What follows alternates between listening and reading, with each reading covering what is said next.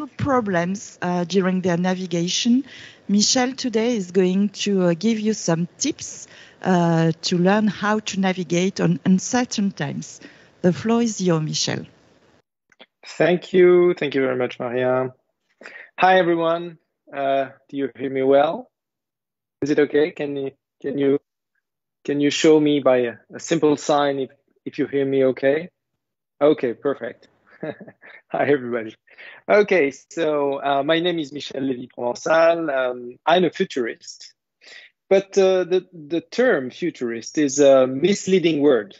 My job is not to predict the future, but to conceive and represent the possible forms of more or less distant futures. So rather than predicting the future, my job is to foresee the possible futures and to define the choices and objectives that result from them. I have written 2 books on this topic, the first one in 2017 and the second one in 2019. I'm an engineer, and for the last 15 years, I have had the chance to observe emerging trends in many fields: technology, society, environment, politics, in the most advanced think tanks and universities, and particularly professional communities. Just for the record, I imported the TED conference to France in 2009 and contributed to the expansion of the Singularity University, where I was trained. And I have also been certified in scenario planning at the Oxford University. And today I teach in Executive Master at Sciences Po Paris. I would like to use the next 45 minutes to tell you 4 stories. I don't know exactly what story had been told yesterday to you about how to navigate into uncertain times, but maybe one of them, I will retell it to you today, but I would like to tell you those 4 stories just to give you some advices about how to face the future as uncertainty grows around us everywhere. The first story takes place 500 years ago. Do you recognize this man? It's Christopher Columbus. You know how Christopher Columbus discovered America. He knew that the Earth was spherical. He also knew that he could reach the Indies from the west. What he did not anticipate is that he would discover an entire continent on his way. And do you know what Christopher Columbus was looking for in his journey to the Indies? I don't hear you, but I'm sure that some of you are answering. Of course, he was looking for spices. The spice trade was flourishing at that time, and it was a very precious and rare commodity. More rare than gold, by the way. For the same weight, spices were more valuable than gold. People used to think that spices were preserving food, but in reality, they didn't preserve anything, particularly food. They was just covering up the taste of spoiled food. But the demand was growing, and the value of spices were increasing constantly. Then came one guy, Frederick Tudor, that you can see in this picture, in the early 19th century. And Frederick Tudor and his ice house, yeah, you can see the ice house just behind me, really disrupted the space industry. In only a few years, Frederick Tudor replaced the spice trade by mastering, for the first time in history, the cold chain, by providing and transporting ice all over the world. Then a new innovation came to replace the Tudor model, the ice machine. Around 1860, and you can see one of the first ice machines behind me, it was no longer necessary to collect ice. It was artificially produced for the first time. And at that time, it was even said that artificial ice was not as good as natural ice. the taste was maybe a little bit different. But anyway, then came the first ice box, which extended the lifetime of the artificial ice. And then almost anyone could have access to what was reserved to the richest, to the kings. And all of this obviously put a strain on Tudor's business, who himself had put an end to the spice trade a few years before. When you're in charge of a company, it is your interest, it is your responsibility to see this kind of transformation happen before you are disrupted by it. And a few decades later, the centralized artificial ice manufacturing industry was completely replaced by the fridge industry. We all have a fridge in-house. Thanks to the refrigerator, it was possible to produce ice locally, domestically, since the first part of the 20th century. And then the refrigerator was widely democratized, as you know. And maybe you ask yourself, why is he telling me this story? If I tell you this story, it is because we are living the same type of transformation in a much shorter time today. Only a few years are enough to sweep away entire industry, while it took several centuries before. We're living a very particular period of our history where the speed of change is so high that we use a specific word to qualify this phenomenon. In astrophysics, this term is what we call the singularity point. It's defined as the non-return point inside a black hole. In fact, it's the point where the energy, the light, the matter is caught by the black hole without being able to escape from it. We live a whole series of concomitant singularity points. We're talking, for instance, about technological singularity. You all know this word, this phenomenon. This acceleration is usually driven by a law, the so-called Moore's law. You know the Moore's law. Gordon Moore, who is the founder of Intel in the mid-70s, he discovered this empirical law that says that the storage of a computing capacity doubles on every 18 months for a constant price. And this explains the evolution of, for example, these two pictures, the two storage devices for the same price between 1970 and 2020. But today, this law is outdated, expired. Why? Because if you listen to the founder of NVIDIA, you know, NVIDIA is the manufacturer of graphics chips, which are absolutely crucial in the development of neural networks and AI. When you listen to this guy, the founder of NVIDIA, he says that the computing power has been multiplied by 500 in 5 years. And this represents 50 times the Moore's law. Just a few months ago, ASML, the European leader in electronic chips, announced the introduction of a new lithography equipment that will extend the longevity of the Moore's law for at least 10 years. So this law of exponential growth can be found in technology, of course, but in many other phenomena. Indeed, if you look, for example, at the growth of the world population, the urban population, the world GDP, the use of energy, transportation market, etc., we're living in a massive parallel acceleration phenomenon in many, many, many trends. And when you face this kind of phenomenon, when you try to practice forecasting, for example, one of the first things you do is to identify trends or try to qualify the evolution of these trends. We can qualify the evolution of a trend in several ways. For example, a trend can have a linear evolution, like you can see in this in this graphic. A trend can be stable, unchanging, not increasing or decreasing. It can be also in growth. It can evolve exponentially. We have seen this with, for example, the technological trends and the acceleration of what the Moore's law can do.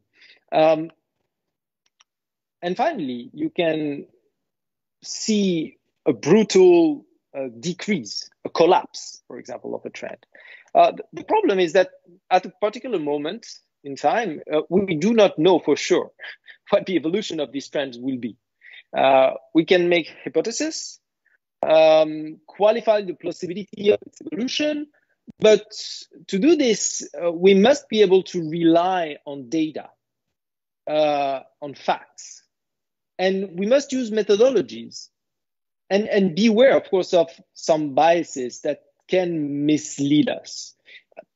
One of the first biases that often plays tricks on us is that uncertainty is really scary. We're living scary times, clearly. And this is why when the majority of the population, especially in the Western world, is asked about the future, the answer is usually massively, in fact, pessimistic. The future is scary. As the unknown is a mystery, is any mystery is scary, in fact. In times of high uncertainty, we don't need an oracle or divination to reduce this uncertainty, because we cannot eradicate uncertainty. What we can do, however, is to limit the surprise that uncertainty provokes. And it's really a difference, a big difference. And for that, futurists use several methods. And I would like to introduce you to one of these methods today. But before entering into more details into this methodology, I would like to tell you another story about decision-making in a situation of extreme uncertainty. The story I would like to tell you, you may know it. I don't know if it's the story that has been told yesterday, but it may remind you a childhood souvenir. It is a true story, which inspired a book that you may know, Moby Dick. It is the true story of a crew, about 20 American sailors who were 5,000 kilometers from the Chilean coast in the middle of the Pacific Ocean, one day at the beginning of the 19th century. They were fighting to save their ship, which was sinking after a collision with the wave. And the boat was sinking, and the sailors escaped by getting into small boats. And you can imagine the scene. Night was falling, the waves were about to sink them. The nearest land was 1,000 kilometers away. And in the lifeboat, they had food and water only for a few days. So at this point, the crew is faced with a dilemma. They knew that if they continued towards the nearest land, they could reach the Marquesas Islands. They had enough food for that, but the crew has heard several times about hordes of cannibals that would populate the island. So terrified at the idea of being eaten alive, they desperately looked for, let's say, other options. And they soon realized that if they continued to the south of America, they could reach the mainland, but the journey would take much, much longer. And they would run out of food and water to get there safely. So here's the dilemma.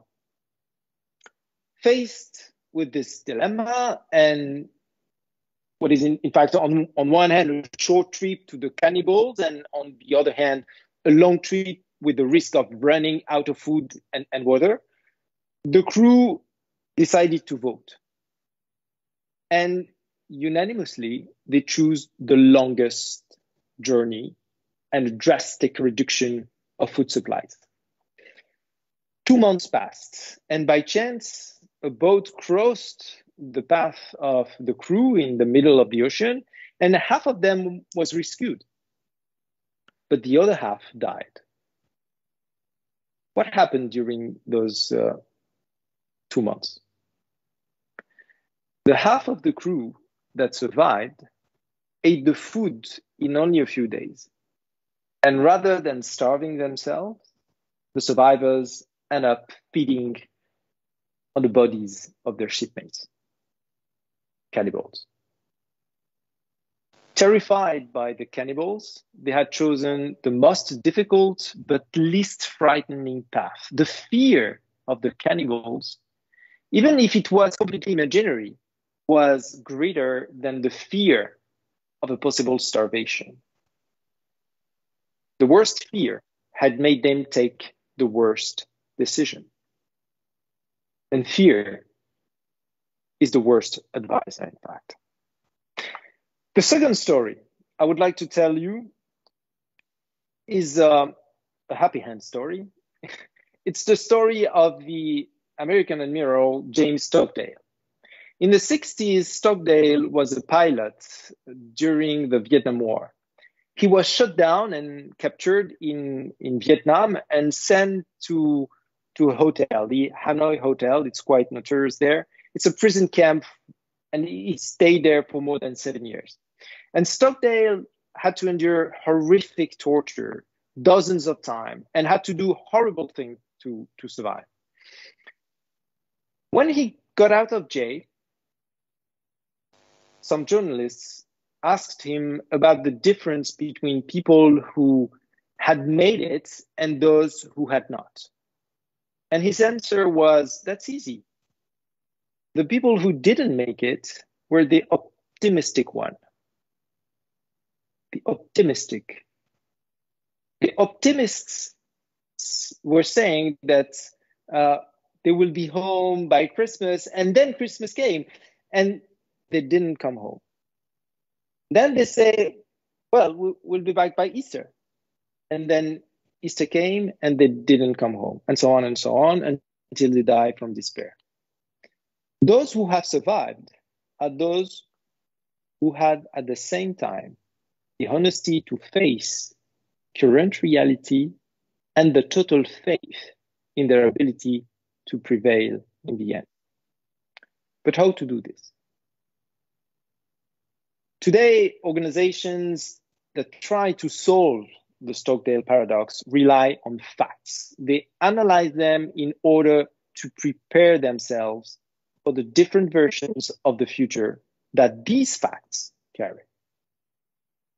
And this is exactly what we do as futurists.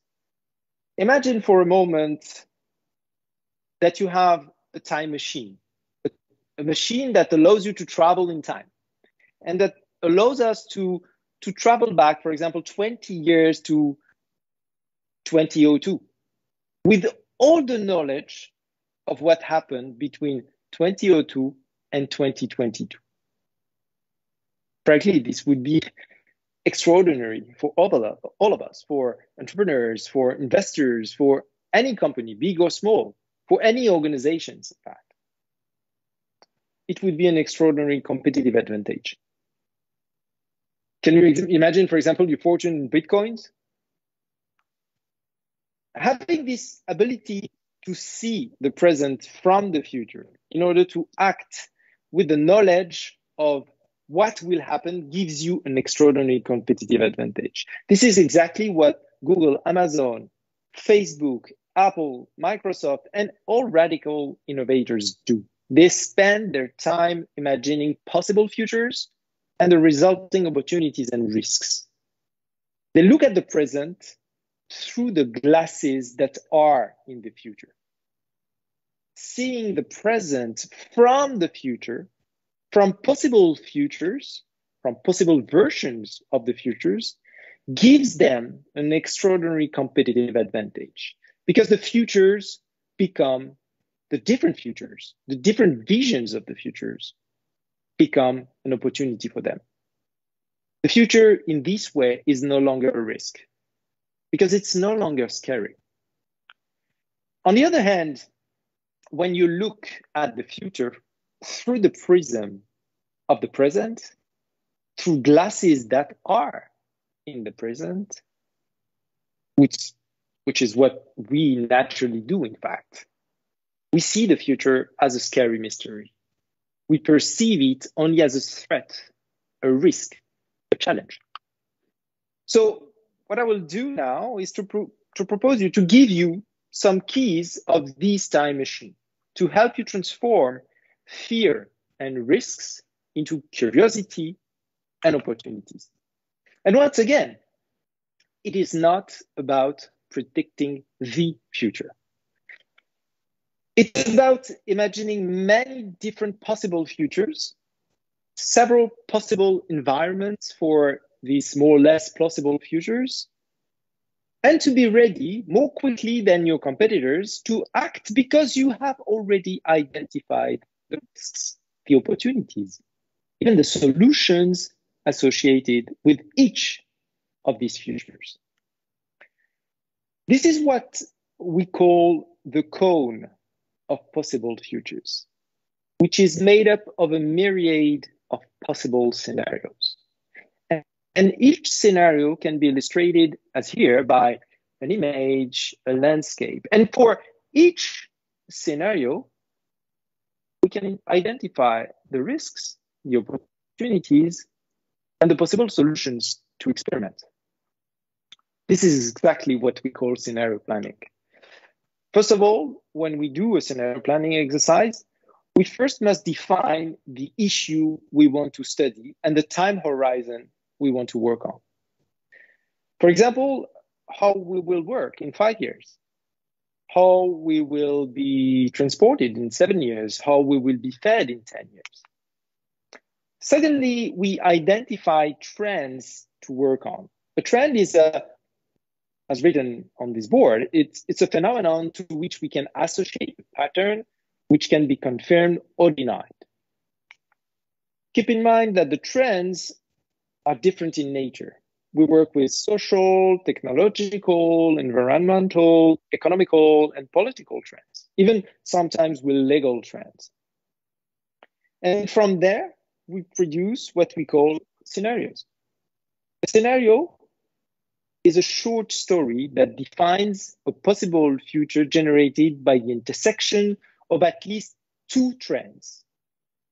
It is also characterized by the risks, the opportunities that these trends generate for newcomers on one side and for leading actors on the other side.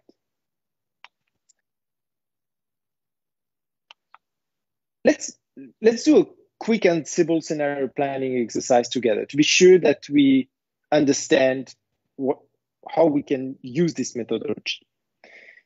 It's really a simple one. Let's imagine for a moment that we are in 2015, okay, so 7 years before, and we ask ourselves to follow the following question. How we will commute in cities in 5 years, in 2020?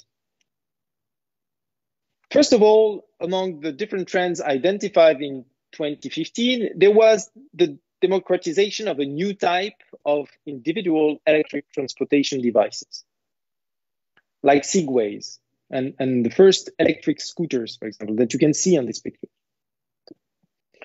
Even some small cars, electric cars that were emerging at this time.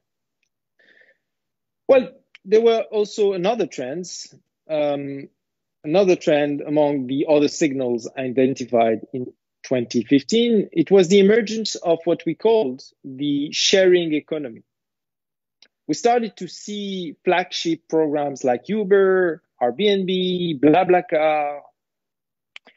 By crossing these two trends, we see in the following matrix a first scenario emerging. And this scenario corresponds to,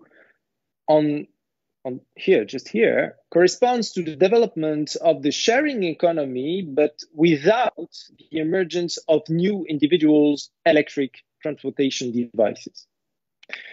In this scenario, you can imagine the growth of solutions like BlaBlaCar, for example, or even Velib in France. Then in the same way, we can generate a second scenario, that would correspond to the decline of the sharing economy and the conservation of traditional solutions of transportation. This is a conservative scenario in which we would see a thriving individual car economy and the revival of traditional cab offerings, for example. We can also generate a third scenario corresponding to the decline of the sharing economy, but the growth of new electric transportation solutions. In this third scenario, you can imagine a rise of sales for Segways, electric scooters, gyropods. By the way, we had this period around 2016 and 2017. And finally, we can generate a fourth and last scenario, which corresponds to the most disruptive scenario, with the development on the sharing economy on one side and a massive development of new electrical transportation systems. And this fourth scenario is the most disruptive one. It corresponds to what started to happen in big cities around 2017, 2018.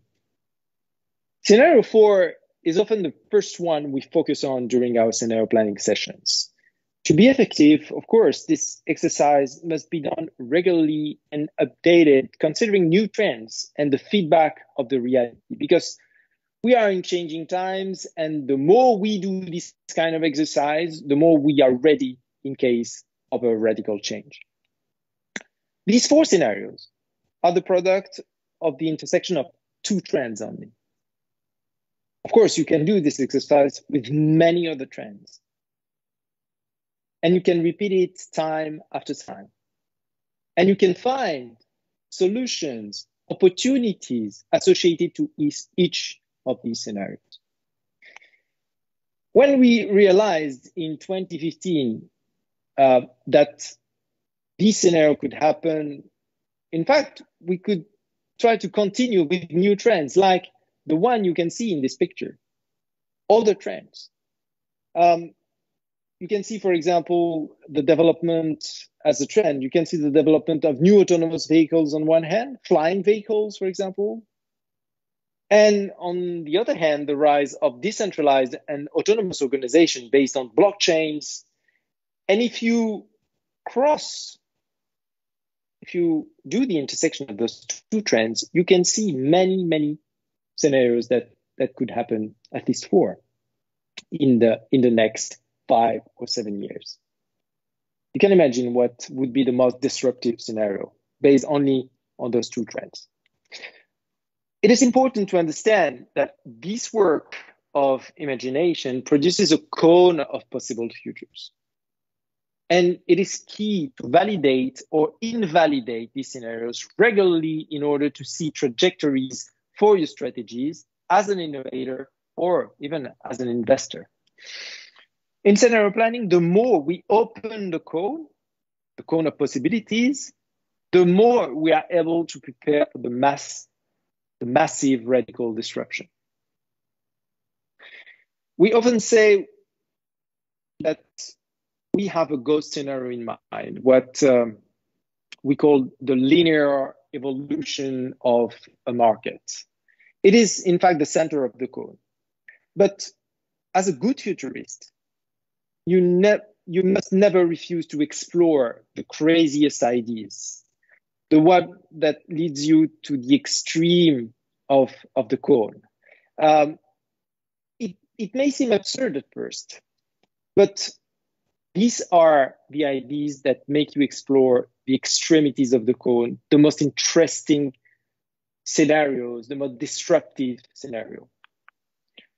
As one of the most savvy futurists of our generation says, Peter Diamandis, the day before a revolution, an idea that changes the world is always a crazy idea.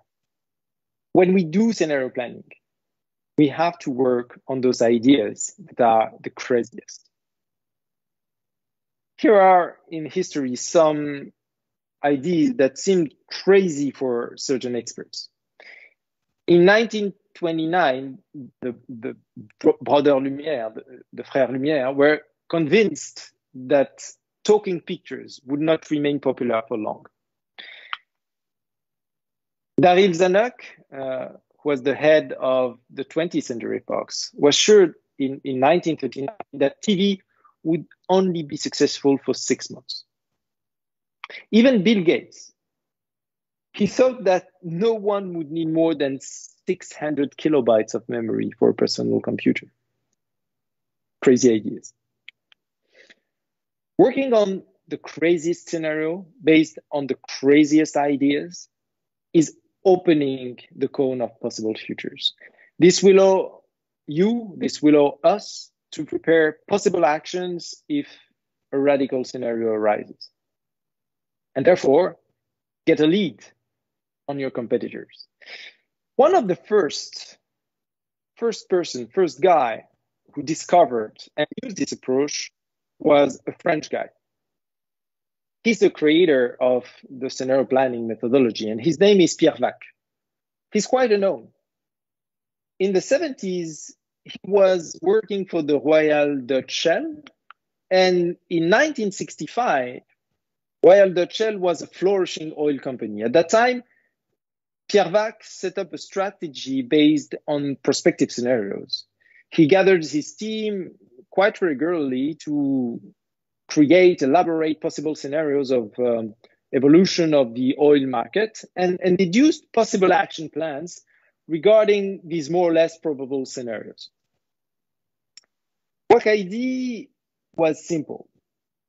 He couldn't predict the future, but he could prepare for different scenarios that were more or less probable, and he was trying to identify action plans based on each of these scenarios. Over several decades, Pierre Wack regularly conducted scenario planning sessions, sometimes with total crazy scenarios, to provide the company action plans, also facing some risks, as you all know, because we are far from this history. And twice, Pierre Wack succeeded in literally saving the company from bankruptcy. He forecasted the two oil crises in 1973 and 1979. And today, more than 50 years later, this practice is particularly popular. Of course, at Shell, they continue to do scenario planning. You can read their report every year about scenario planning, but in many other innovative companies. In conclusion, what does these 3 or 4 stories I told you tell us? At all levels, at the individual level, family level, company level, city level, country level, even globally. First of all, Moby Dick tells us that fear is the worst advisor. In times of great uncertainty, fear makes us take bad decisions. We must try to understand our cognitive biases, particularly in time of crisis, because we are emotional animals and we must accept it in order to better overcome some of our impulsive reactions. I'm thinking about fear, but also about the consequences of fear: selfishness, isolation, tendency to pessimism. But at the same time, what does the second story tell us? How blind optimism is just as dangerous. Look at our reaction during the COVID crisis, for example. As soon as the first so-called cures started to be talked about, hydroxychloroquine, for example, some people preferred to believe in miracles at the risk of forgetting the scientific principles. Rationality has a cognitive cost that in time of crisis is difficult to accept. But it is necessary to accept this cost. And this is the lesson of James Stockley. Stick to the facts without losing faith in our ability to get out of it, but stick to the facts. Finally, the story of Pierre Wack reminds us that it is not possible to predict the future. But we all have the ability to anticipate possible futures, to prepare for them, and to choose our response in a rational and conscious way. This requires us to develop a habit, imagination, to analyze trends, to look at the facts as they are, to elaborate scenarios and try to prepare ourselves for all possibilities, for the opportunities on one side and risks on the other side that may arise. And this is what we expect. This is what we expect from a leader today. We don't ask a leader to see the future. We ask him or her to work to prepare several possible futures. We don't ask a leader to be right all the time. We ask him or her to tell the truth, the facts. We don't ask a leader to eliminate uncertainty. We ask him or her to reduce the surprise caused by uncertainty.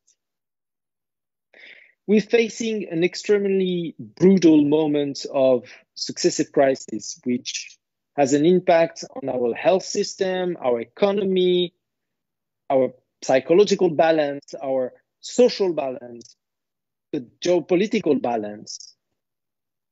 Inequalities are increasing, inflation is rising, the long-term perspective for several industries are unclear.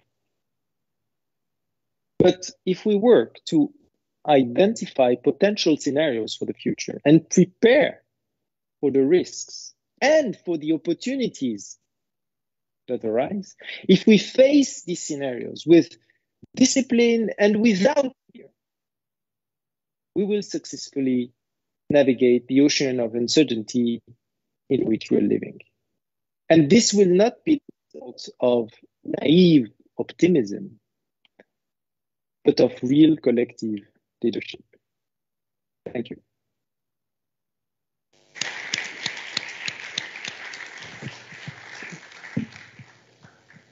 Thank you very much, Michel. I think we are all potential Bill Gates because even Bill Gates wasn't able to predict the future. Are there any questions? Don't be shy.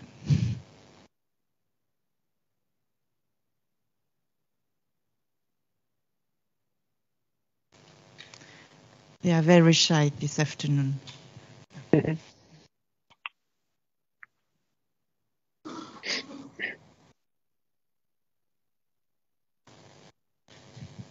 Hello, and thank you for the interesting presentation. I was wondering, when you gave examples from 2015 to now 2022, and with your two axes of prediction, how does it work for longer periods of time? That's a good question. This is the methodology we use. We creating matrices by using trends that we can see in the present that could change in the next 2, 3, 5, or 7 years. The first thing we do is to identify some trends that are linked to the topic we want to study. And it could be sometimes some weak signals. I took the example of flying cars just before. And what we do is exactly what I described for 2050. We are using the trends, we are crossing them, and we are trying to see if those trends are plausible in a specific horizon of time. For example, if we want to work on a specific question, how we could be transported in cities in 5 to 7 years, we choose trends that are plausible in this horizon of time. We cross the trends, we create a matrix, and based on this matrix, we have here 4 potential scenarios, from the most disruptive one to the less disruptive one, to the most conservative one. And if the trends are plausible and impactful on the question we are asking, those scenarios could be interesting to study for the horizon of time you choose. Let's say 5, 7 years. Usually it's 5 to 7 years, because when we work with corporations, they are really interested, not too far in scenarios that are scenarios for 10 years, but even for 2 years, it's not interesting for them. They're looking for scenarios for 5 to 7 years. And we're working on them, and we are just imagining what could be, what the world could be if these scenarios happen. What could be the risks for these companies? What could be the opportunities for newcomers? What could be the solutions if the risks are real? What could be the solutions, actions, in fact, for newcomers if they want to take the opportunities? And of course, it's not a one-shot exercise. We do that every 6 months. And we organize workshops with teams to do that. We work with them, we co-create scenarios. It's really an interesting exercise, not only to work on strategies, but really to open our minds and to be ready for change, in fact, because you need to stay curious, you need to analyze trends, you need to be interested by what's happening around you and finding weak signals which are in the present versions of the future.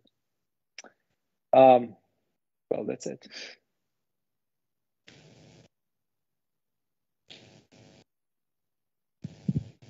And what are the most usual or popular topics you're working on?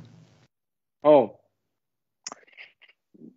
well, in fact, we have around 20 to 25 categories of topics, from social topics, technological topics, political topics, environmental topics, and economical topics. It can be something around new kind of organizations, decentralized, autonomized organization, for example. It can be around new technologies, biotech technologies on one side, AI on the other side, robotics on one side. We have 25 to 30 categories of topics. And this is the first step we do with our with our clients. The first step we do is a full presentation of what we call different version of the future of presentations, and we present all the trends, the 25 categories. It takes several weeks to do that. We have discussions about the trends. We add trends from the industry we are working on, because we don't have all the trends on our side. Of course, the people we're working with are already working on their own trends, so we enrich the database of trends based on their own work.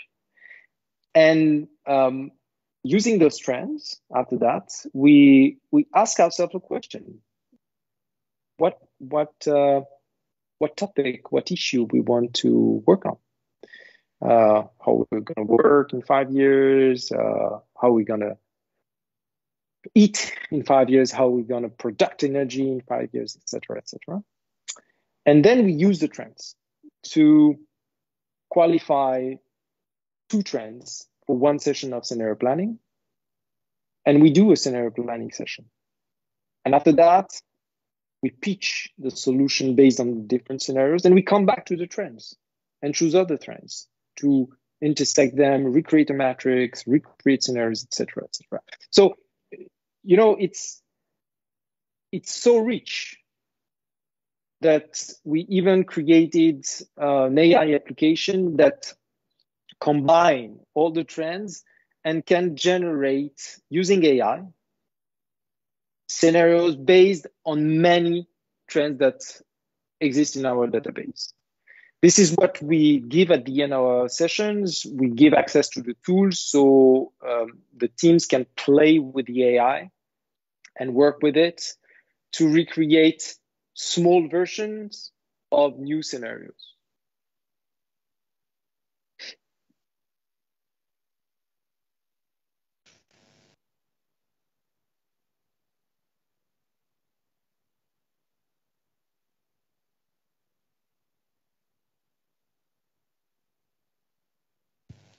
Can you share if you have some successes that you predicted, some events that really happened?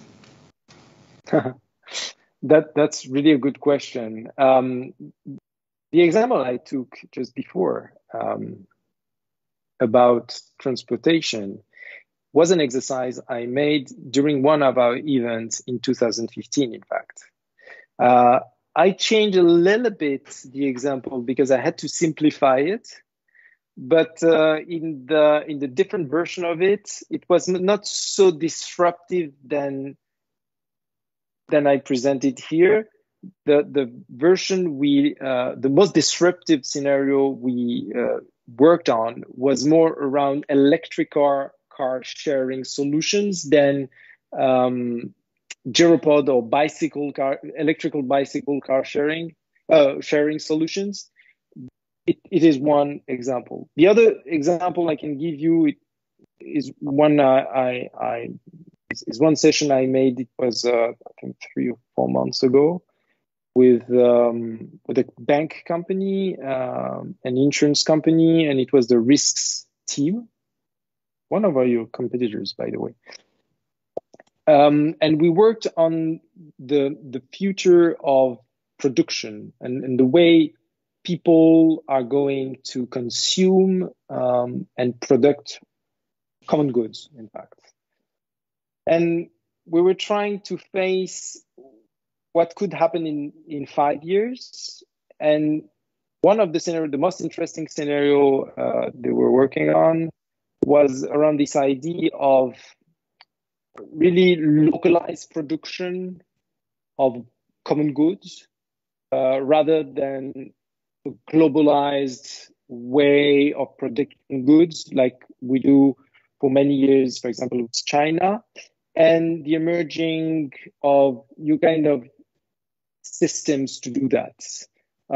There's 3D printing on one side, but not only 3D printing, also a way to recycle things that we use every day into same kind of product, but other kind of products too. So the idea of a more localized and recycled economy is a scenario that we worked on. I don't know if it's going to be a success, but we already see some signals, some elements in the present that can confirm this kind of scenario, particularly in this geopolitical crisis we're living right now. It was before the Ukraine crisis, in fact.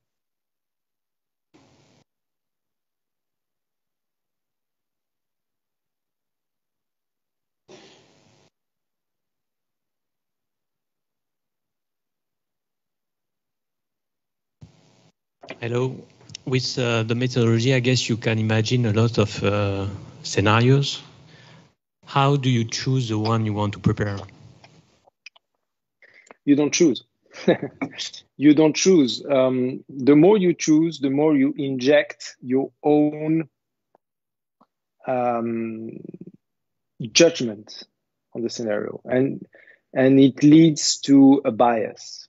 The more you work on crazy scenarios that you think are implausible, the more interesting it is. And this is something you have to keep in mind. Scenario planning is not an art to tell the future. It's a way, an art to say, I don't know. It's a proof of lucidity. In a way, it's a manner to consider these 3 words, I don't know, as an invitation to be more engaged. We are in an era where the myth of I know everything as a manager is over. it's more courageous, and sometimes people recognize more when you don't have the answer to everything. But you try to understand the different situation you can face in the future. So in a way, you have a methodology and a process to be ready and not surprised, rather than know everything. And in another way, it leads also to more commitment, more engagement from your team, because when we co-create scenarios, we co-create versions of possible futures together. And we are committed to look for it together. And I think these three words, I don't know, are really important. Do you remember the intervention of the former French Prime Minister Edouard Philippe during the first day of the COVID epidemic? For the first time, we saw a politician, and particularly a prime minister, say on TV, "I don't know." I think it's really important to be able to say, "I don't know." But not to stop here. To be ready also to provide some tools and methodologies to reduce the surprise of this uncertainty. And scenario planning is one of them.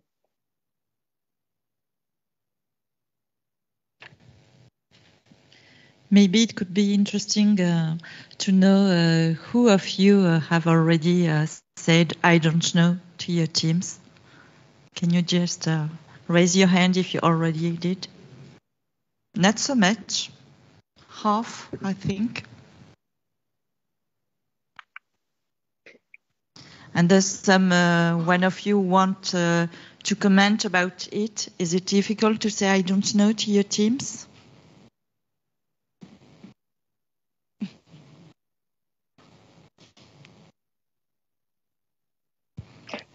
It's easy. It's not easy to communicate about uncertainty. It's really hard to communicate about uncertainty. And there's no magic bullet to do that. Change resistance is everywhere. But if you try to do some efforts, there are some drivers to help you communicate about uncertainty and to eliminate a little bit this resistance. One of the first approach is to make sense, to create sense, because we are all showing resistance to a decision when we don't understand what leads to this decision. So it's necessary to give some sense, to give some meaning, to explain where we're going, why this change is necessary, and on what it is based. In fact, you have to convince rather than force people. Arbitrary change is a catastrophe. It only reinforces resistance.